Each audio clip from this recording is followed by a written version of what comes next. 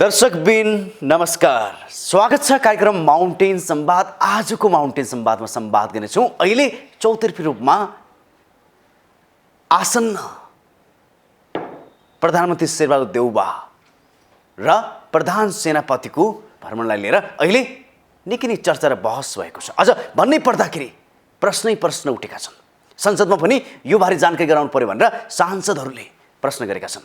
यो भ्रमण के को लागि, किन भनेर अहिले संसदमा यो बारेमा विशेष गरी प्रमुख विपक्षी दल नेकपा एमालेका सांसदले प्रश्न गरेका छन् र यसैलाई जोडेर एमसीसी सम्झौता पारित भएपछि अझ थप यसलाई बलियो बनाउनको लागि इन्डो प्यासिफिक जोडेर यो सम्झौता भएको हो कि भन्ने पनि आकलन सुरु हुन थालेको छ।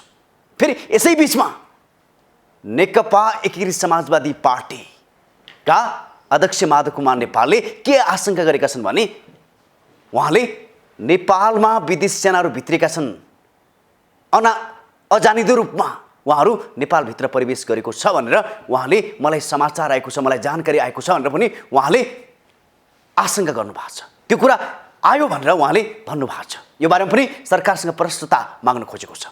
वास्तवमा के हो, के भइरहेको छ, आज हामी यो पाटोमा संवाद गर्नेछौँ। यथार्थमा के को लागि यो भ्रमण हो?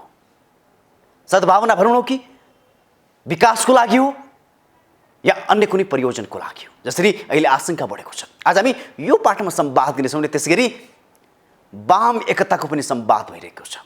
अब यो गठबन्धन टुट्छ, वाम एकता एकजुट भएर आगामी निर्वाचनमा होमिने भन्ने पनि यता कता संवाद चलिरहेको छ। यथार्थमा के हो? माओवादी केन्द्रको स्ट्रेन्थ के हो?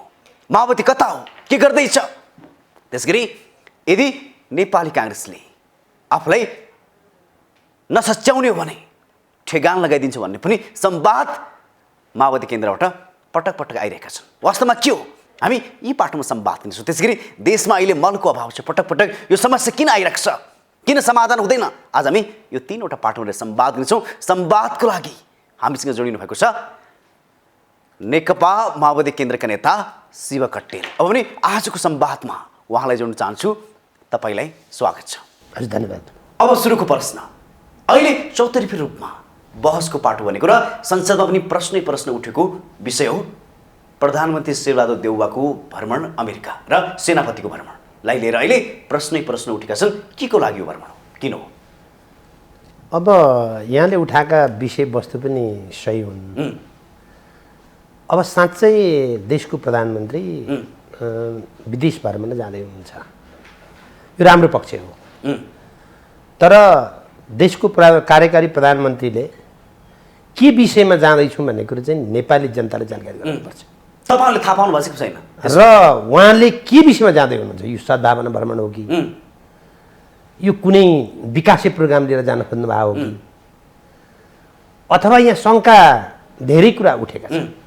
फेरि एकैचोटि प्रधानमन्त्री र प्रधान सेनापतिको भ्रमण, एमसीसीको विषयमा पनि योसँग जोडिएका छन् र प्रधान सेनापति र प्रधानमन्त्री एकैचोटि विदेश भ्रमण जान साँच्चै यसले मुलुकका लागि के ल्याउँछ र मुलुकका लागि के दिनका लागि जाँदैछ भन्ने कुरा प्रष्ट ढङ्गले नेपाली जनतालाई प्रष्ट पार्नुपर्ने हो। त्यो नपार्दाखेरिको शङ्का थुप्रै आउन सक्छन्।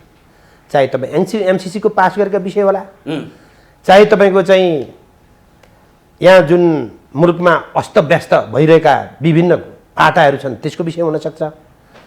जस्तै अहिले देशमा यस्तो मलको हाहाकार बनेको छ, त्यसको विषयमा चाहिँ सल्टाउन छोडेर मूल्य वृद्धिले आकाशिदो अवस्था भइरहेको त्यस्तो बेलामा प्रधानमन्त्री र प्रधान सेनापति किन विदेश भ्रमण जाँदै हुनुहुन्छ, यो नेपाली जनतालाई प्रश्न पार्न जरुरी छ। यदि प्रश्न नपारिकन उहाँहरू जानुभयो भने मुलुकमा अप्रिय घटनाहरू घट्न सक्छ र नयाँ ढङ्गको राजनीतिक चेन्ज हुन सक्छ, नयाँ ढङ्गको राजनीतिक इस्युहरू बन्न सक्छन् र फेरि आम चुनाव आउँदैछ, यसका विषयमा नै फरक चिज जन्मिन सक्छ। त्यस कारणबाट आज नेपाली जनताहरू अक्रान्त भइरहेको बेला मल छैन, बिउ छैन, महँगीले आकाशिएको छ र विभिन्न अप्ठ्याराहरू मुलुकले देखिरहेछ। त्यस्तो अवस्थामा एकैचोटि प्रधानमन्त्री र प्रधान सेनापति यसरी जानु मुलुकका लागि राम्रो पाटो होइन र अझै पनि सच्याउन सक्ने सम्भावना त नहोला, तर सच्याउन सकिन्छ भने यसलाई सच्याउनु पर्छ भन्ने कुरा नै हो। तपाईँहरूको पार्टी अर्थात् नेकपा माओवादी केन्द्रको बुझाइ के हो त्यसो भए? तपाईँहरू पनि सत्ता गठबन्धनभित्र हुनुहुन्छ, तपाईँहरूकै सरकार छ अहिले। होइन, अब नेपाल कम्युनिस्ट पार्टी, माओवादी र नेपाली काङ्ग्रेस लगायत जनता समाजवादी पार्टीको नै संयुक्त सरकार हो। यो सरकारमा हुँदै गर्दाखेरि पहिलो कुरा त 5 दलीय गठबन्धनसँग भ्रमणका विषयमा स्पष्ट धारणा, स्पष्ट खाका संवाद भएको छैन। त्यसो भए त्यो संवाद देखिने गरी पनि भएको छैन, प्रष्ट पार्टी कमिटीमा त्यो आएका पनि छैनन्। त्यसो भएको हुनाले प्रधानमन्त्री नेपाली काङ्ग्रेसकै प्रधानमन्त्री भएको टाइपले उहाँले आफ्नो चाहिँ जुन भ्रमण तालिका बनाएको देख्छौँ हामीले चाहिँ। अब हामी त्यो 5 दलीय गठबन्धन केन्द्रमै नभएको कारणले हामी तल त छौँ, तर पनि त्यो नभएको कारणले उहाँहरूले जुन खालको चाहिँ विदेश भ्रमणको पाटा उहाँले तयार गर्नुभयो त्यसले चाहिँ गठबन्धनलाई पनि राम्रो परेको छैन। र अहिले विभिन्न कुरामा जस्तै यो एमसिसीको कार्यान्वयन गर्नका निमित्त अमेरिकी सेनाहरू आए भनेर चाहिँ विभिन्न पाटोबाट आइरहेछ। अब यहाँ चाहिँ कहिले विकास गर्ने, कहिले चाहिँ विभिन्न कृषि उत्पादन गर्ने भनेर चारैपट्टि कुरा आइरहेछ र विभिन्न फोटो पनि उहाँहरूको फोटो बाहिर सार्वजनिक भइरहेछ। त्यस्तै हो भने त राम्रो भएन। त्यसकारण यो विषयमा पनि भोलि भ्रमण दलमा जानुभन्दा पहिले यत्र प्रश्न उठिरहेका बेला त्यो प्रश्न क्लियर नगरिकन जनतालाई चाहिँ प्रश्न नपारिकन भ्रमण जानु पनि हुन्न। नत्र भने अहिले नेपाल इन्डियन के अरे अमेरिकन सेनाहरू आएर काम गर्दैछन् भनेर हिजो अस्ति पनि सार्वजनिक मिडिया समाचार पनि आइसकेका छ र त्यो फोटाको म्याटरहरू पनि आइरहेछन्। ती सेना कहाँ छन् त? 2-4 सय सेना आएका छन् भन्ने समाचार छ। त्यो समाचार आउँदाखेरि सूचना चाहिँ आन्तरिक सूचना पनि छ यहाँ। त्यसमा ती कहाँ बसेका छन् त? ती कहाँका छन् त? अनि यहाँको प्रधान सेनापति जानकारी गराउनु पर्दैन? प्रधान सेनापति यसको कुरामा क्लियर नगरिकन बाहिर जान मिल्छ? तर उहाँ पनि यी सेनाका विषयमा त्यहाँको सेना नि त कुरा उठाला नि त, त्यो चिज उत्तर दिन पर्दैन? र प्रधानमन्त्रीले सँगै यी विषयमा अहिले आशंका यो सत्य हो, यथार्थ हो, आशंका पनि गर्न सत्य हो र उहाँहरूले क्लियर नपारिकन जानुभयो भ्रमण दलमा भने र मुलुकका निमित्त अनिष्ट हुन सक्छ। त्यसो भए यो भ्रमण शङ्काको घेरामा छ, यो भ्रमण शङ्काको घेरामा छ र अघि पछि चाहिँ अरू प्रधानमन्त्री जाँदाखेरि चाहिँ क्लियर गरेर जानुपर्छ भने अभियान चलाउने हामी यो विषयमा निर्णय गर्दैछौँ, यो पात्रहरूसँग भेट्दैछौँ, त्यहाँको हाम्रो भेटघाट चाहिँ यो तहसम्म हुँदैछ भनेको प्रष्ट जनतालाई जानकारी गराउनु पर्दैन? यो कुनै व्यक्तिगत भेटघाट त होइन। मुलुकको प्रधानमन्त्री र मुलुकको सेनापति बाहिर जाँदै गर्ने कुरा मुलुकका लागि पनि त एउटा ऐतिहासिक हुन सक्छ नि। अझ प्रधानमन्त्रीकै भ्रमणलाई चाहिँ त्यति आशंकाले हेरिँदैन थियो होला, संयोगवश सँगै भ्रमण भएपछि यो आशंका बढेको छ। होइन, आशंका त हुन जरुरी छ, गर्नुपर्छ। अब के नहोला एउटा कुरा हो, होइन भनेदेखि त प्रधान सेनापतिले पनि त आफ्नो कार्यक्षेत्रभित्र त जानकारी गराउनुपर्छ नि। र अहिले विदेशी सेनाहरू नेपालमा पसिरहेछन् भन्ने आइरहेछन् भनेर आउने समाचार कि त त्यस्तो क्लियर होइन भन्न सक्नु पर्यो। हो भनेदेखि त क्लियर गरेर जानु पर्यो प्रधान सेनापतिले। आज मुलुकलाई तपाईँको चाहिँ यहाँ विभिन्न राजनीतिक चलखेलहरू पनि भइरहेछन्, विभिन्न पात्रहरू मुलुक आइरहेछन् होइन। अब त्यसो हुँदाखेरि यसलाई हेर्न त नेपाली जनताले शङ्काको घेरा त अनिवार्य हेरेका छन्, हेर्नु पनि पर्छ र त्यो नहोस्। तर पनि प्रधानमन्त्रीले अहिले पनि केही बिग्रेको छैन। यो उहाँको भ्रमण के का लागि हो? विकासका लागि हो, समृद्धिका लागि हो, दुई देशको चाहिँ समृद्ध बनाउन लागि हो, अथवा कुनै यहाँभित्र भएका आशंका विभिन्न कुरा आइरहेछन् नि। भोलि गठबन्धन फेरबदल गर्ने, चुनाव पर सार्ने र यो एमसिसी पास गर्दै गर्दाखेरिका चाहिँ हिजोका त्यत्रा घटनाक्रमहरू थिए तिनलाई चाहिँ प्रश्न पार्नुपर्ने, सदन चलिरहेछ, सदनलाई प्रश्न नपारिकन जाने, यो कुरा राम्रो भएन। यो कुनै हालतमा राम्रो भएन। त्यस कारणबाट उहाँ सचिनुपर्छ भन्ने। अब संवाद यहाँ मात्र होइन, तपाईँले पनि के कुरा भनिसक्नु भयो, विदेशी सेनाहरू देशभित्र छन्। अझ तपाईँले स्पष्ट रूपमा भन्नुभयो कि अमेरिकन सेनाहरू नेपाल प्रवेश गरिसके। तपाईँले भनिराख्दाखेरि नेकपा एकीकृत समाजवादीका अध्यक्ष माधव कुमार नेपालले पनि मलाई जानकारी आएको छ, यो बारेमा प्रश्न पार्नु पर्यो भनेर भनिसक्नु भएको छ। अब यसो हेर्दाखेरि त्यसो भए यी सेनाहरू कता छन्? अब एकीकृत समाजवादीका पार्टीका अध्यक्षले के भन्नु मैले त बाहिर त मैले सुनेको छैन। अहिले तपाईँले पनि स्वीकार्नु भयो कुरा, तर उहाँले पनि भनेका कुरा त मैले पनि सुने होइन। तर अब त्यो कुरा चाहिँ एउटा गठबन्धनभित्रको एउटा पार्ट एकीकृत समाजवादी पनि हो। 5 दलीय गठबन्धनभित्र एउटा पार्ट त हो, तपाईँहरू पनि स्वीकार्दै हुनुहुन्छ, हामी पनि एउटा पार्ट हौ होइन। त्यस कारणबाट पार्ट त्यो एउटा चाहिँ एउटा घेरालाई एउटा टिमलाई नै जानकारी नगराइकन जानु त तपाईँको शङ्का गिरा भएन भयो नि त। माधव नेपालले किन कुरा उठाउनु भयो? केही भएर न उठाउनु भयो। मैले पनि तपाईँले प्रष्ट ढङ्गले तपाईँले हिजो अस्तिका कुरा चाहिँ 2-3 दिनदेखि भित्र आएका कुरा चाहिँ कहिले कृषिको कार्यक्रम गर्ने भन्ने, कहिले के भन्ने समाचार आइरहेछ, हामी पनि जनता बुझिरहेछौँ होइन। तर अलिक सशङ्कित सबैजना रहेछन्। यो कुरालाई त प्रष्ट पार्न पर्यो नि त। यदि प्रष्ट भएन भने त साँच्चै राम्रो भएन। त्यस कारणबाट अहिले नै 5 दलीय गठबन्धन, अझै म त के भन्छु भने 5 दलीय गठबन्धन बसेर प्रधानमन्त्री र प्रधान सेनापतिसँग वास्तविक क्या नेपाली जनताले प्रश्न पारे मात्रै तपाईँले भ्रमण गर्नुपर्छ भने उहाँले आँट गर्नुपर्छ। यो म 5 दलका प्रमुखहरूलाई आग्रह गर्न चाहन्छु। त्यसो भए त अराजक भयो नि त, सम्भव हुनुपर्छ। त्यसो भए त अराजकतिर गयो नि त, गठबन्धन सरकार बस्ने। अनि अनि अनि हामी तल कार्यकर्ता चाहिँ केही थाहा छैन भन्ने, नेता केही थाहा छैन भन्ने, यो के हुन्छ? यसले के ल्याउँछ के? राजनीतिक ढङ्गको यो कुरा त भएन नि। यो व्यावहारिक ढङ्गको कुरा त होइन, प्राविधिक ढङ्गको कुरा त होइन नि। यो त राजनीतिक ढङ्गले मुलुकप्रति उत्तरदायी हुने, साँच्चै मुलुकलाई कुन दिशातिर लाने भन्ने कुरा चाहिँ हामी भन्ने प्रतिगमन भयो भन्ने। प्रतिगमनका विरुद्धमा 5 दलले गठबन्धन तयार हुने, अनि प्रतिगमनभन्दा बेसी प्रतिगमनतिर जान थाल्यो भने चाहिँ के हुने? त्यसको बेसी सोच्न पर्दैन। त्यस कारणबाट हामी अहिले प्रतिगमनका विरुद्धमा हाम्रो 5 दलीय गठबन्धन भएको छ। त्यही 5 दलको गठबन्धनले नै हामी स्थानीय निर्वाचन गरेका छौँ र यही 5 दलीय गठबन्धनलाई नै भोलि हामीले चाहिँ आम केन्द्रको चुनाव र प्रदेश चुनावमा जानुपर्ने छ होइन। त्यो जानका निमित्त यसरी बिचमा बाधा अडचन आयो भने यो दलीय गठबन्धन नहुन सक्छ। त्यस कारण अहिले यो हाम्रो 5 दलीय गठबन्धन यदि तलमाथि हुन सक्यो भने, यदि तलमाथि भयो भने यो मुलुक के हुन्छ? त्यहाँ प्रधानमन्त्री सोच्नु पर्दैन, 5 दलीय गठबन्धन सोच्नु पर्दैन। चुनाव गर्ने बेलामा 5 दलीय गठबन्धनले स्थानीय तहको चुनाव सम्पन्न गर्ने, 5 वर्षका लागि 5 वर्ष हो नि त कार्यकाल, 5 वर्ष कार्यकालका निर्वाचित भएका निर्वाचित जननिर्वाचित अहिले चाहिँ भर्खर प्रवेश गर्दैछ नि त आफ्नो कार्यकाल क्षेत्र। त्यस कारण अहिले यदि गठबन्धन तलमाथि भयो भने यस्तै खालका चाहिँ अस्पष्ट कुराहरू, अस्पष्ट धारणाहरू, अस्पष्ट राजनीतिहरू आयो भनेदेखि यसले त मलजल गर्न सक्छ। त्यस कारणबाट यो कुरालाई ख्याल गर्नुपर्छ उहाँहरूले। यदि उहाँहरूले साँच्चै इमान्दारपूर्वक यो मुलुकलाई प्रतिगमन थियो, प्रतिगमनका विरुद्धमा हामी एक ठाउँ जम्मा भएका हौँ र त्यसो हुँदाखेरि हामी सबैलाई साझा एजेन्डा बन्नुपर्छ।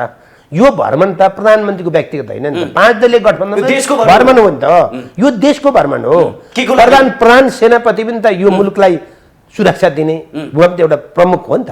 त्यस कारण यो के का लागि भन्नेको त प्रश्न पार्नु पर्यो नि। आज तपाईँको प्रधानमन्त्री र प्रधान सेनापति आजको दिनमा मुलुकभन्दा बाहिर भ्रमण गर्न जाने कुरा नै शङ्का हो। एकैचोटि आज मुलुकलाई के अप्ठ्यारो पर्यो? प्रधान सेनापति पहिले गएको हुँदैन थियो, प्रधानमन्त्री पछाडि उहाँ गएको हुँदैन थियो।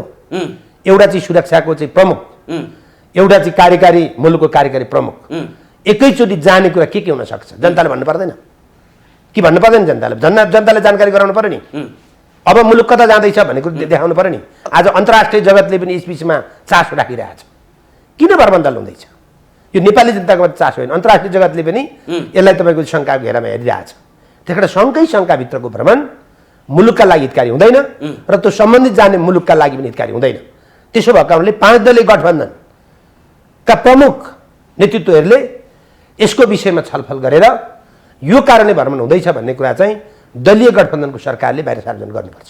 यदि त्यो गर्न सकेन भने हामी सबै नेपालीहरू यस्ता अस्तव्यस्त अवस्थामा रहनेछौँ र यो दल अथवा गठबन्धनको विषयमा पनि विभिन्न शङ्का उपशङ्का हुन सक्छ र केही दिन अगाडि सरकार गठन गर्ने कुरा, फेरबदल गर्ने कुरा चले र म बाहिरबाट आएपछि यसलाई चाहिँ भाषा त यो के अरे आर्थिक अहिलेको सदन चलिरहेको बेला अर्थमन्त्रीको चाहिँ बजेट भाषणलाई सकेपछि गर्छौँ भन्ने कुरा हो।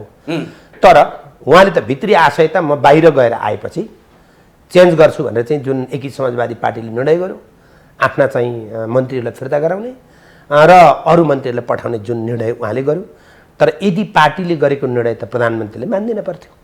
तर उहाँले विभिन्न कुरा गर्नुभयो, सबैले चेन्ज गर्नुपर्ने भयो र विभिन्न दललाई उप प्रधानमन्त्री रक्षा मन्त्री फेरबदल गर्नुपर्ने भयो भनेर विभिन्न बाधा अडचन, विभिन्न कुराहरू राखेर उहाँले पर सार्नुभयो। त्यो कुराको पनि शङ्का गर्न सकिन्छ नि त। यदि त्यसो हो भने त राम्रो कुरा भएन। यदि त्यो साँच्चै त्यस्तो कुरा रहेछ त राम्रो पनि भएन। होइन भने अहिले भएका दलभित्र बसेर आफ्ना बजेटका विधिहरू, आफ्ना नीतिहरू आफ्ना नियमहरू होइन यो सबै तयार गर्नुपर्छ नि त। आज मुलुक अस्तव्यस्त अवस्था छ। अब यो बेरोजगारले एकदम साह्रै मुलुक अप्ठ्यारो अवस्था छ।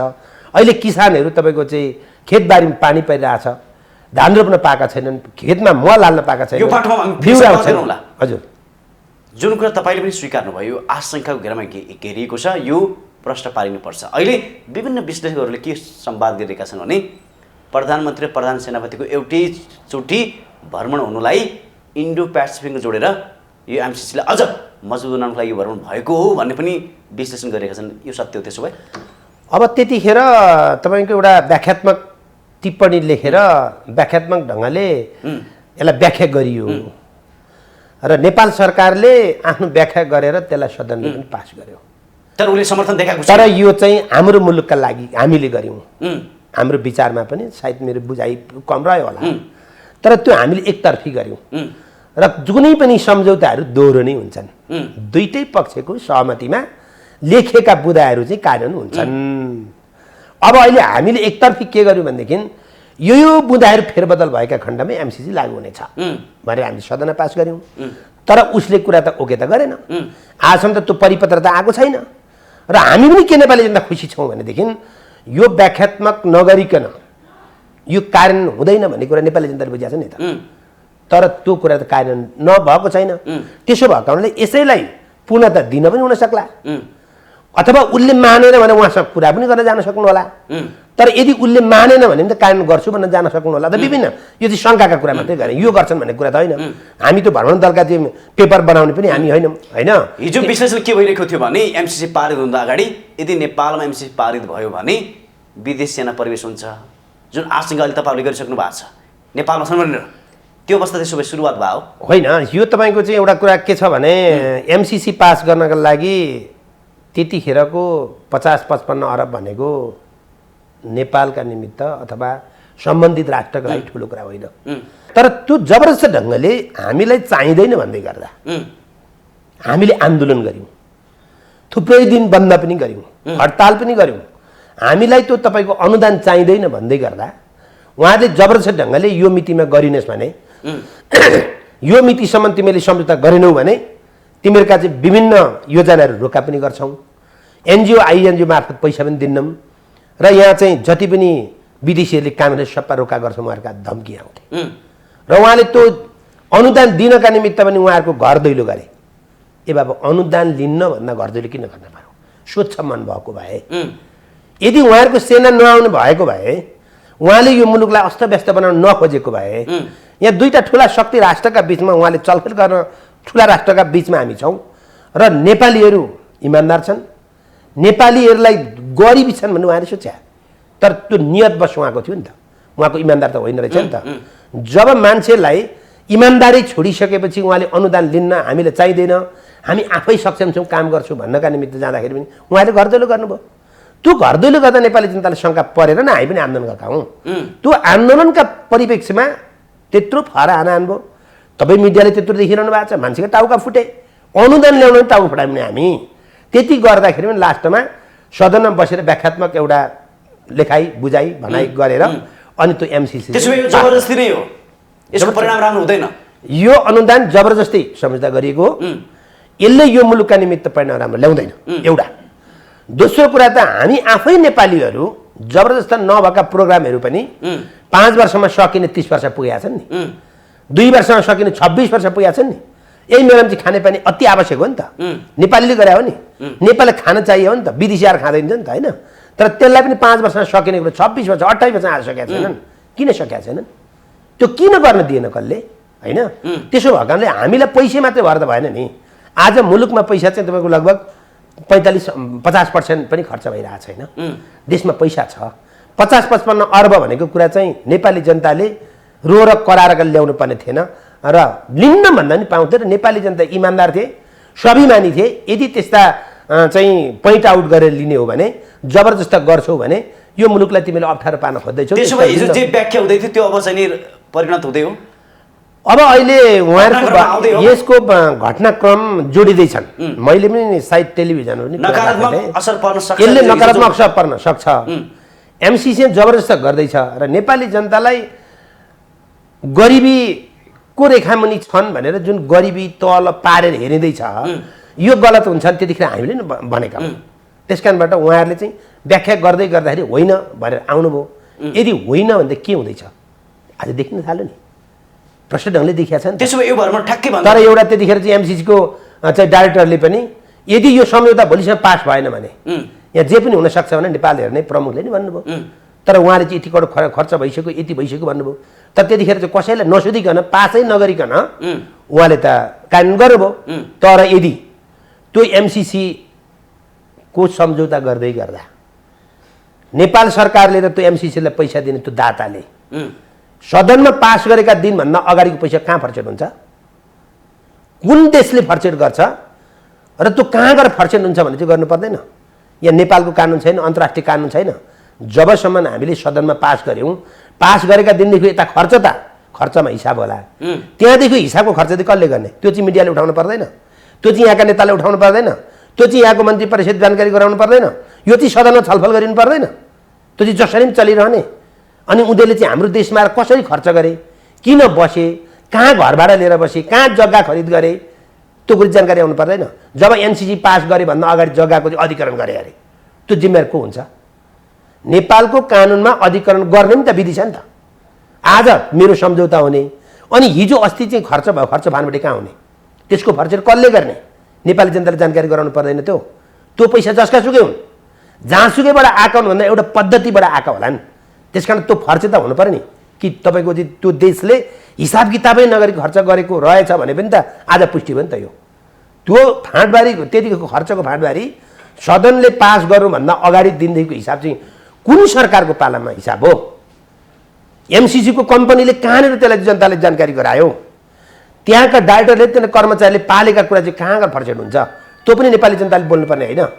त्यो बोल्नुभन्दा नेपाली जनताले अनुदानको प्रति उत्तर त नेपाली जनताले बुझ्ने हो नि त। हामी अनुदान ल्याउन खुसी छैनौँ नि, हामीले काहीँ अनुदान दिन्छौँ होला तर खुसी पाएर अनुदान दिन्छौँ के, तर बेखुसी पाएर त अनुदान त हामी कसैलाई दिन्नौँ। त्यसो भए नेकपा एमाले यो भ्रमणप्रति खुसी छैन? नेकपा एमाले के गरिरहेछ मलाई थाहा भएन। केन्द्र प्रश्न छैन। नेकपा माओवादी केन्द्र र यो 5 दलीय गठबन्धन खुसी हुनुपर्छ भन्ने मलाई लाग्दैन। खुसी हुनुहुन्न। यस्ता कुरामा जनतालाई प्रश्न पारेर बाहिर जाने कुरामा खुसी हुन्न। मेरो व्यक्तिगत हिसाब म पनि एउटा पार्टीको जिम्मेवार मान्छे हुँ। यस्तो कुरामा खुसी हुनुहुन्न, तर जनतालाई जानकारी गराउनुपर्छ। जानकारी गराएर गएका कुरा तपाईँहरू पनि जानकारी लिनु पर्ला नि त। जानकारी लिने कुरा त उहाँहरू भन्नुको तयारी गर्दै हुनुहुन्छ। जानकारी त हाम्रो पार्टीमा बस्छौँ, छलफल गर्छौँ। छलफल गरेपछि हामीलाई पनि आउँछ होइन। तर अहिले त हामीलाई कुनै पनि त्यस्ता कुरा आएका छैनन्। नआएपछि हामीले यसको विषयमा भएको छैन, भयो होला माथि, तर हामीसँग आइपुगेको छैन। त्यस कारण बाहिर जति आएका छन् उहाँ भ्रमण जाने कुरा त अब पुष्टि भइसक्यो, यी छलफल भइरहेछन् होइन। तर यो कुरा त्यस्तो नगरिकन जान राम्रो कुरा भएन भन्ने कुरा हो। अब पाटो परिवर्तन गरेँ मैले।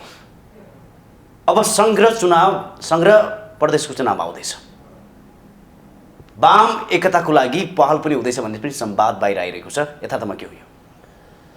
अब अहिले स्थानीय चुनाव भर्खर सम्पन्न भएको छ। 5 दलीय गठबन्धन नै चुनावमा गयो र 5 दलीय गठबन्धनका कुरा चाहिँ सबै जिल्लामा लागू भएन र केही ठाउँमा हाम्रा गठबन्धनहरू परिचालित भए र चुनावमा हामी होम्यौँ र काहीँ काङ्ग्रेस र एमालेको पनि गठबन्धन भयो। त्यो कति जायज थियो। काहीँ माओवादी र एमाले पनि गठबन्धन भयो, काहीँ एकी समाजवादी पार्टी र एमाले पनि चाहिँ गठबन्धन भयो। थोरै भयो, अलि बेसी भयो, कहाँ भयो सबैले गरे। तर पनि 5 दलीय गठबन्धन आज सुरक्षित छ र अहिले 5 दलीय गठबन्धन जति इमान्दारपूर्वक राजनैतिक ढङ्गले र मुलुकप्रति उत्तरदायी हुँदै प्रतिगमनका विरुद्धमा जम्मा भएको 5 दलीय गठबन्धन तुलनात्मक रूपमा राम्रो भएन। केही ठाउँमा छिटपुट भयो तर तुलनात्मक राम्रो भएन। अब बाँकी रह्यो, हिजो पनि हामीले नेकपा एमाले माओवादीको सुरुमा कार्यगत एकता भयो।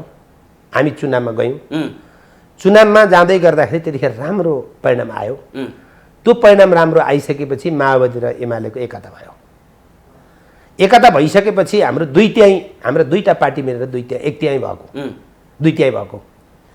तर त्यतिखेर एमालेको के अरे प्रधानमन्त्री बन्नुभयो तर उहाँले सधैँभरि 2/3 नजिकको रटाना मात्रै लाउनु भयो। त्यो रटानाले चाहिँ वास्तवमा आफ्नो दम्ब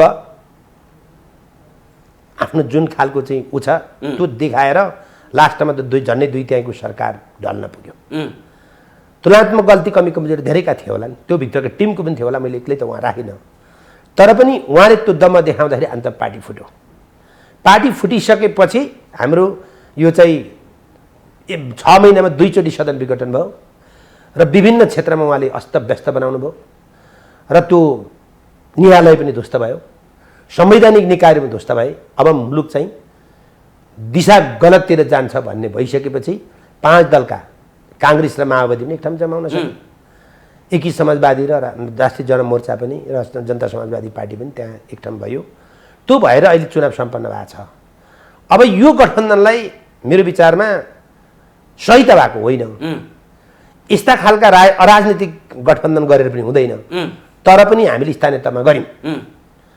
काहीँ राम्रो पनि भयो, काहीँ नराम्रो भयो, त्यसलाई समीक्षा गर्न जरुरी छ। समग्रमा राम्रो छैन, केही राम्रो भएको छ, समग्र होइन। समग्रमा राम्रो भएको छैन, तुलनात्मक राम्रो भएको छैन, केही कम राम्रो भएको छ। तर यसलाई समीक्षा गर्न जरुरी छ। यसलाई कुनै जिल्लामा कस्तो खालको समीक्षा भयो, कुनै खालमा के भयो, तर पनि नेपाली काङ्ग्रेसको दुई धार प्रश्न एउटा चाहिँ गठबन्धन हुनुपर्छ भन्ने र हुनुहुँदैन भन्ने त्यो लामो बहस भइरहेको ठाउँमा गठबन्धन हुनुपर्छ भन्ने ठाउँमा केही नरमपन देखायो। गठबन्धन हुनुहुन्न भनेर अलि सङ्गठन बलियो भए ठाउँमा चाहिँ उहाँहरूले अर्कालाई भोट हाल्नुभयो र माओवादीले हराउन लाग्नुभयो। र उहाँहरूको सङ्गठन कमजोर भए ठाउँमा माओवादी र 5 दल चाहियो उहाँहरूलाई र उहाँहरूको कमजोरी अलिक बेसी सङ्गठन भए ठाउँमा चाहिँ उहाँले मनलागी ढङ्गले भोट माग्नुभयो। कार्यगत एकता गर्ने, गठबन्धन गर्ने माओवादीसँग र उहाँहरूले भोट माग्नुभयो एमालेलाई, होइन? त्यसो भएका हुनाले अबको भोलिको वाम गठबन्धनलाई अगाडि बढाउने कुरा छलफल काहीँ चलेका होला नि। तर चल्दै गर्दाखेरि पनि हिजो गएको चुनावलाई मध्यनजर गर्नुपर्छ। त्यतिखेर हामी पार्टी किन गठबन्धन गऱ्यौँ र त्यो गठबन्धनले कति उपलब्धि हासिल गर्यो, त्यस पछाडि हाम्रो पार्टी किन फुट्यो र फुटिसकेपछि वाम गठबन्धन कसरी हुन्छ भन्ने कुरा यसको गहिरो ढङ्गको समीक्षा गर्न सकिएन। मसिनो ढङ्गले यसलाई त राजनीतिक ढङ्गले छलफल बहस र दीर्घकालीन पुग्ने खालको निकास निकाल्न सकिएन भने त्यो गठबन्धन पनि मुलुकप्रति उत्तरदायी हुँदैन। त्यसो भए तत्काल गठबन्धन अर्थात् वाम एकता हुने सम्भावना छैन। अहिले तत्काल अब सानातिना पार्टीहरू पार्टीमा एकता हुन सक्लान्, तर राष्ट्रिय स्तरमा वाम गठबन्धन त मलाई अहिले त्यस्तो लागिरहेको छैन। तर संवाद सुरु भएको छ। संवाद सुरु भएको छ, तर त्यो संवादले गति लिन पनि सक्छ। अब हामी त वामपन्थीहरू हौँ। अब अहिले वाम गठबन्धन भएको कुरा चाहिँ शुभकामना दिन चाहन्छौँ। हामी होस् भन्ने आशा पनि गर्छौँ। ल होस् र फेरि पार्टीहरू पनि एकता हुन्, सबै छरपष्ट रहेका चाहिँ कम्युनिस्ट पार्टीहरू एक ठाउँ रहन्, मुलुकलाई चाहिँ सही निकास दिनका निमित्त राजनीतिक ढङ्गले वैचारिक ढङ्गले यो समाजवाद उन्मुख अर्थव्यवस्थालाई चाहिँ अगाडि बढाउनका निमित्त सबैजना एक ठाउँ हुन् भन्ने शुभकामना पनि दिन्छौँ र त्यो अपेक्षा पनि गर्छौँ हामी। त्यसो भएको कारणले जुन ढङ्गको छलफल भएको छ, छलफल हुँदै गर्ने नेतृत्वहरूले मुलुकप्रति हेरेर आफ्नो पार्टी र एउटा मेरो नेता मेरो कार्यकर्ता भनेर होइन कि मुलुकप्रति साँच्चै मुलुक चाहिँ यस्तै गतिहीन दिशातिर जान थाल्यो भने कहिले एमालेसँग गठबन्धन गर्नुपर्ने, कहिले काङ्ग्रेससँग गठबन्धन गर्नुपर्ने, यो गलत दिशातिर गएको छ एक। र दोस्रोको त गठबन्धन अनिवार्य पनि छ नेपालमा कि तपाईँको चाहिँ गठबन्धन गरेन भने एउटैले बहुमत ल्याउन सक्दैन। अब हाम्रो चाहिँ समानुपातिक समावेशी पनि छ र अहिले लगभग 2-3 पार्टी चाहिँ सधैँभरि पहिलो दोस्रो तेस्रो चौथोसम्म तिनले कतै न कतै नलिकन सरकारै बन्न सक्दैन क्या। अब आउने पालिको चुनावमा पनि काङ्ग्रेस माओवादी र एमालेकै सरकार बन्छ। यीमध्ये 2टामा बन्ला अथवा अर्को एउटा टिमले बन्ला, यिनीहरूकै सेरीफेरीमा हुन्छ। किनभने अहिले हाम्रो चुनावी प्रक्रिया पनि त्यस्तै छ, होइन? त्यसो भएको कारणले यो हाम्रो चाहिँ समावेशी निर्वाचन जुन छ त्यसले पनि अलिकति उत्पत्ति गरेका हुनाले गठबन्धन जता गए पनि आवश्यक छ। अहिले गठबन्धन भएन भने एकलौटी सरकार बन्न सक्दैन र त्यसकारण त्यतिखेर जाँदाखेरि समावेशी सरकार नै बन्छ। त्यो समावेशी सरकारले चाहिँ मुलुकलाई धान्दैन। किन धान्दैन भने चित्त बुझाउनलाई मन्त्रीहरू 6 महिनामा 3 महिनामा 1 वर्षमा फेरबदल गरिरहनु पर्ने, त्यसका भिजन कहाँसम्म पुग्ने थाहा पनि नहुने। 6 महिनासम्म हाम्रो कर्मचारीको समेत यही हो, उसलाई चाहिँ ब्रिफिङ गर्दा गर्दै 6 महिना जान सक्छ र उहाँले कामको प्रमाण देखाउन पनि सक्दैन क्या। त्यसो भएको हुनाले यसलाई अलिक फरक ढङ्गले जान जरुरी छ र अहिले तपाईँको चाहिँ कार्यकारी भूमिका जो लिएर आउनुहुन्छ नेतृत्वहरू उहाँहरूले आफ्नो कार्यकारी भूमिका नि 5 वर्ष पुग्न पाउँदैन। अब रमाइलो पार्ट हाम्रो 2/3 सरकार बन्यो, नेपाल कम्युनिस्ट पार्टी माओवादी र एमालेको संयुक्त भनौँ न 2/3 नजिकको सरकार हामीले चलाउँदाखेरि सकेनौँ नि त, किनभने हाम्रो दममा बढे। कमरेड केपी ओलीले साँच्चै 2/3 को लागि व्यवस्था गर्न पाएको भएदेखि आज यो हामीले नेपाली काङ्ग्रेस गठबन्धन गर्नु पर्दैन थियो। साँच्चै हाम्रो चाहिँ धेरै सिट आउँथ्यो। हामी अहिले लगभग तपाईँको चाहिँ 400-500 भन्दा बेसी सिट ल्याउँथ्यौँ हामी, 500 पालिकाभन्दा बेसी ल्याउँथ्यौँ अहिले हामी। त्यस कारणबाट हामी साँच्चै कम्युनिस्टहरूले चलाउने मुलुक, कम्युनिस्टहरूले गर्ने विकास, समाजवादको बाटोलाई अगाडि बढाउनका निमित्त हामी कसरी जान्थ्यौँ, समाजको चाहिँ रूपान्तरण हामी कसरी गर्थ्यौँ र जति पनि बेरोजगार भएर बाहिर विदेशिएका छन्, अहिले शिक्षा क्षेत्रमा त्यस्तै अस्तव्यस्त छ, स्वास्थ्य क्षेत्रमा त्यस्तै अस्तव्यस्त छ होइन। यी सबै नीति विधिलाई चाहिँ प्रष्ट ढङ्गले अगाडि लान पाएको भए साँच्चै हुन्थ्यो नि त। अब रमाइलो पाटो के छ भने सत्ता गठबन्धन मित्र नेकपा माओवादी केन्द्रका अध्यक्ष भन्नुहुन्छ, यदि नेपाली काङ्ग्रेसले तमासा देखायो भने ठेगान लगाइदिन्छु। एकीकृत समाजवादी पार्टीका अध्यक्षको कुरा सुन्ने हो भने मलाई प्रधानमन्त्रीको अफर आइसकेको छ। यो संवाद के को लागि खास ठ्याक्कै भन्दाखेरि होइन, अब अध्यक्षले कानेर त्यो कुरा राख्नुभयो होइन। नेपाली काङ्ग्रेसले पनि अब अलिकति बेसी सिट ल्यायौँ उहाँले भन्नुभएको छ। अनि तपाईँहरूको धम्कियो के साँच्चीकै म भन्दैछु अहिले नेपाली काङ्ग्रेसले माओवादीसँग नभएको बेसी सिट ल्याउँथ्यो भन्नुहुन्छ नि, यो सरासर गलत हो। फिल्डमा छौँ नि हामी फिल्डमा छौँ। त्यस कारणबाट अहिले काङ्ग्रेसको केही ठाउँमा माओवादीको सहकार्य नगरेको भए धेरै ठाउँमा उहाँहरू हार्नुहुन्थ्यो। उहाँहरूको सहकार्य नभए पनि हामी थोरै ठाउँमा हार्थ्यौँ, तर हाम्रो सहकार्य नगुवा चाहिँ धेरै ठाउँमा हार्नुहुन्थ्यो। तर हामीले हार्दिनु भने होइन, हामी चाहिँ थोरै ठाउँमा हार्थ्यौँ, तर उहाँसँग सहकार्य गर्दा उहाँले पनि हराउनु भएको छ होइन। र हामी एक्लै उठामा बेसी जितेका छौँ बरु, तर उहाँहरूसँग जोडिँदा हाम्रो धेरै हार भएको छ। तर हाम्रो सहयोगले उहाँले बेसी जित्नु भएको छ, उहाँले बिर्सिनुहुन्न। त्यो बिर्सिनु भयो भने भोलिको दिनमा उहाँलाई गाह्रो हुनसक्छ। यो धम्की भाषा होइन। प्रष्ट कुरा चाहिँ के हो भने जनताले बुझेका छन् यसपालि काङ्ग्रेससँग गठबन्धन गर्दै गर्दा माओवादी पार्टीले तुलनात्मक रूपमा भने मैले इमान्दार काम गरेको छु, तर नेपाली काङ्ग्रेसका साथीहरूले तुलनात्मक रूपमा चाहिँ माओवादीले हराउने काम गर्नुहुन्छ। जनता समाजवादी त्यही लाग्यो होला। अब उहाँहरू भन्नुहुन्छ कि जनता समाजवादी पार्टीलाई चाहिँ उहाँ तपाईँको चाहिँ पोखरामा र हेटौँडा जितायौँ भन्नुहुन्छ। उदाहरण त्यही मात्रै छ उहाँहरूको। पोखरा कसरी जित्यो जनता एकी समाजवादी हामीले पनि थाहा छ नि। अनिखेर भन्नुहुन्छ उहाँले चाहिँ चितवन जितायो, हामी कसरी चुनाव जित्यौँ अन्त कसरी जित्यौँ हामीलाई थाहा छैन। त्यस कारणबाट हामी माओवादीहरू ढाँटको राजनीति गर्दैनौँ। हामी प्रष्ट ढङ्गले जे गर्ने त्यो कुरा गर्छौँ तुलनात्मक रूपमा। तर अहिले काङ्ग्रेसलाई हामीले देशैभरि सोद्धाखेरि थाहा हुन्छ तुलनात्मक रूपमा 90% भन्दा माथि इमान्दार काम गरे भोट हाल्यौँ हामीले। हिजो एमालेसँग गर्दाखेरि पनि हामीले लगभग त्योभन्दा बेसी नै इमान्दार भएर हामीले भोट हाल्यौँ। र अहिले हामीले यो मुलुकलाई साँच्चै राम्रो वातावरण सिर्जना होस् भनेर हाम्रो अध्यक्षले अत्यन्त धेरै पहल कदमी गर्नुभएको छ। यहाँले देखिरहनु भएको छ यो गठबन्धनलाई बचाइराख्नका लागि, यो गठबन्धन बनाउनका निमित्त अहिले तत्काल यो गठबन्धन टुट्नु पनि हुन्न। मैले अहिले पनि भने तत्काल यस्ता गठबन्धनहरू टुट्दै जाने हो भने छिनछिनमा अदल बदल गर्दै जाने हो भने त राम्रो हुन्न। मैले यो कुरा राखेँ। तर पनि हाम्रो पार्टी अध्यक्ष कमरेड प्रचण्डले धेरै 10 वर्षको जनयुद्ध, 19 दिनको जनआन्दोलन, विभिन्न आन्दोलन गरेर यो मुलुक परिवर्तन गर्ने कुरामा ठुलो योगदान हाम्रो पार्टी अध्यक्ष लगायत हाम्रो पार्टीका सबै नेता कार्यकर्ता गरेका छौँ। तर अहिले आएर त उहाँहरू त पुरै विभिन्न तरिकाले आइरहनु भएको छ। बेल पाक्छ एउटाले कोट्याउँ सरकार जस्तो भइरहेको छ होइन। निर्णय गर्ने एउटा, कार्यान्वयन गर्ने अर्को। त्यस कारण फेरि के छन् नेपाली काङ्ग्रेसले माथि जे निर्णय गर्छ त्यसलाई कार्यान्वयन गर्दैन। हाम्रो माओवादी पार्टीले माथि जे निर्णय गर्छ त्यो कार्यान्वयन त्यही हुन्छ हाम्रो। अब थोरै पाटो फेरि परिवर्तन गरेँ मैले विषय। अब ठ्याक्कै मल र बिउको अहिले अभाव छ देशमा। यो फेरि यसपटक मात्रै होइन, पटक पटक यो समस्या कृषकले भोग्छ, अहिले पनि भोगिरहेको छ। संसदमा पनि यो बारेमा धेरै प्रश्नहरू उठे। अब कृषकले कहिले मल पाउने? अब यसो छ कुरा, अब यो मलको विषयमा तपाईँको प्रत्येक वर्ष जब धान रोप्ने बेला वर्षभन्दा पनि 6-6 महिनामा आउँछ। प्रत्येक वर्ष अथवा 6-6 महिनामा यो समस्या आइरहन्छ। यो समस्या किन आयो भन्दाखेरि नेपाल कृषि प्रधान देश हो भने हामी व्याख्या गर्छौँ। सरकारले त्यही भन्छ।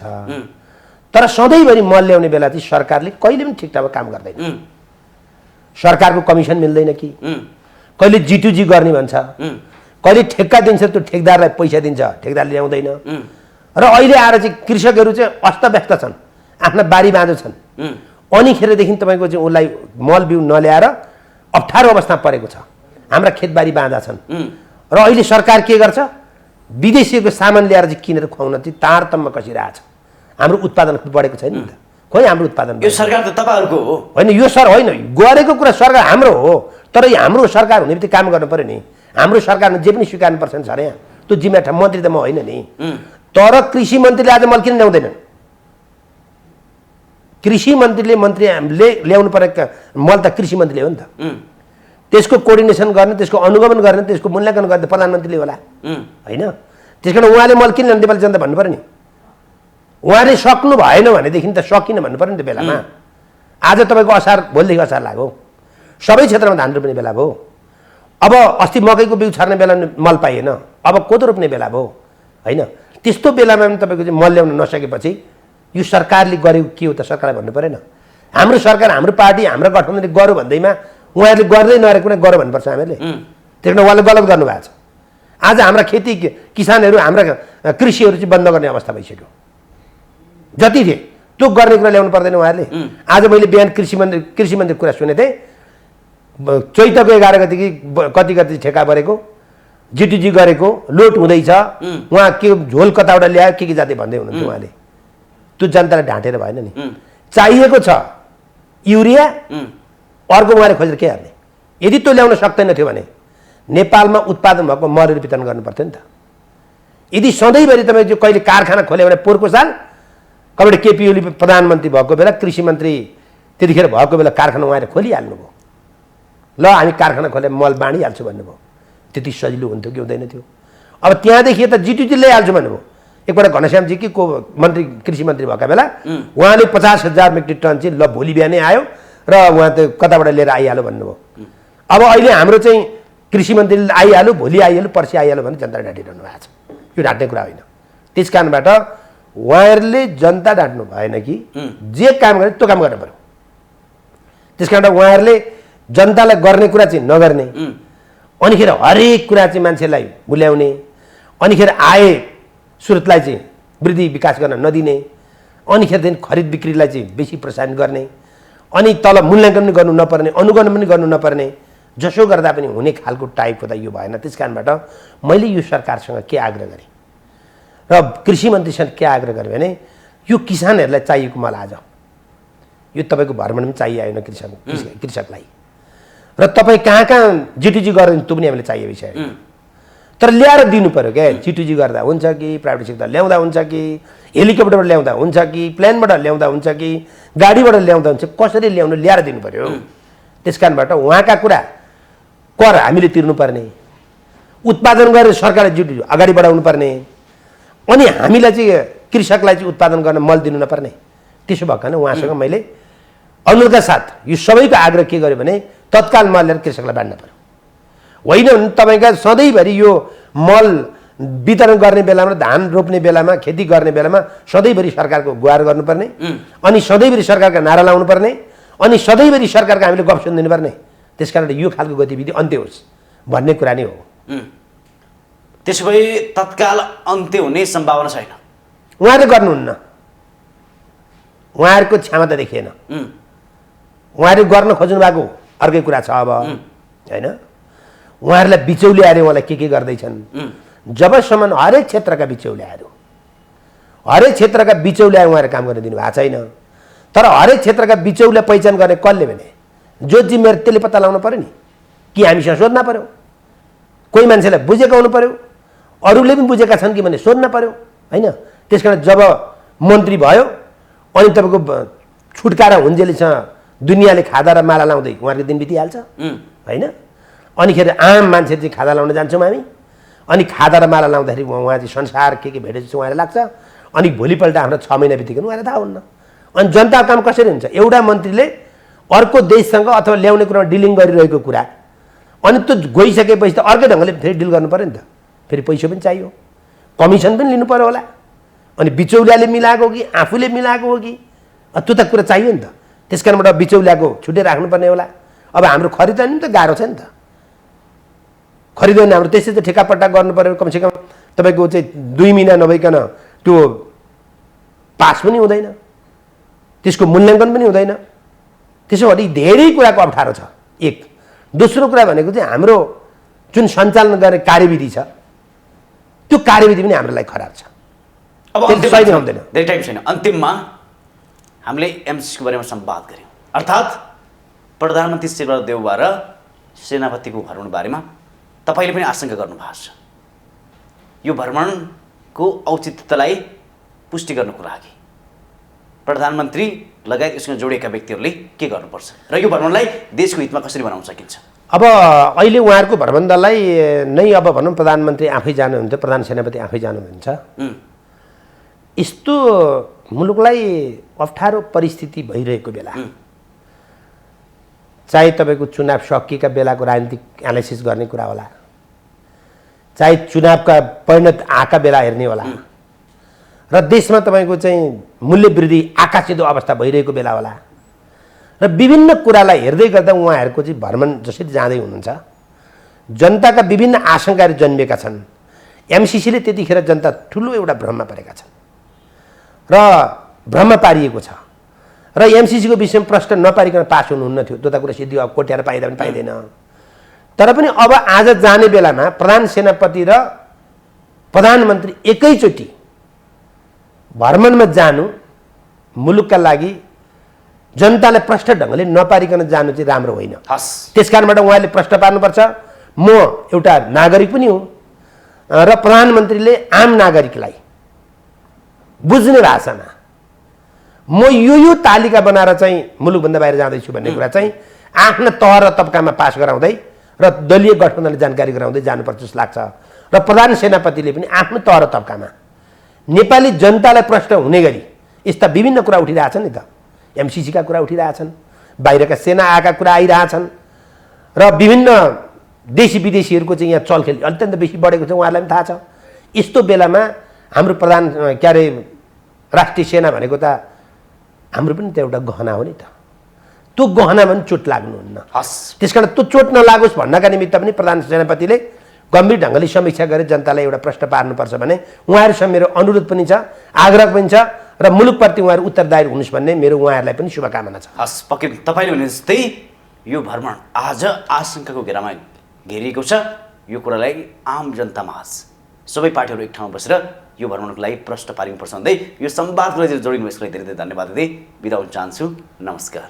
हस्, यहाँ लगायत यहाँको टिमलाई पनि धन्यवाद दिन चाहन्छु। हस्, पक्कै पनि दर्शकबिन जुन किसिमको अहिले आशंका प्रधानमन्त्री शेरबहादुर देउवा र सेनापतिको भ्रमण आउँदो महिनामा अमेरिका भ्रमणमा हुँदैछ, यो भ्रमणलाई लिएर जुन किसिमको आशंका बढेको छ, यो भ्रमणको औचित्यलाई प्रश्न पार्नको लागि सर्वदलीय बैठकमा सबै पार्टीसँग संवाद गरेर छलफल गरेर र यो भ्रमण के को लागि भनेर प्रश्न पार्नुपर्ने आजको आवश्यकता छ। आज प्रश्न गरिनुपर्छ भन्दै आजको संवादमा कार्यक्रम सञ्चालक खगेन्द्र विष्ट बिदा हुन चाहन्छु। नमस्कार।